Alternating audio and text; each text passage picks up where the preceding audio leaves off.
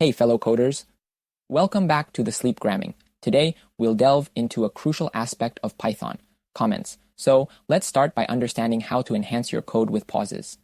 In Python, comments are like secret messages to yourself and other developers. They explain your code, make it readable, and can even save you from executing certain lines during testing. Here, a comment starts with a name.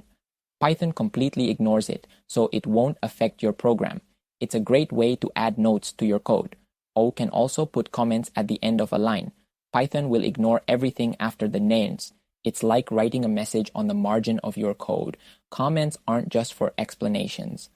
Look here, by adding a cheer at the beginning, you can temporarily disable a line of code, useful when you're testing or debugging. Now, what if you have a lot to say?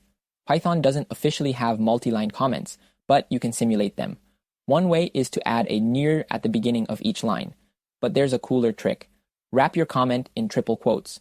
Since it's not assigned to a variable, Python sees it, but just skips over. It's like telling Python, hey, ignore this part. And there you have it, the power of comments in Python.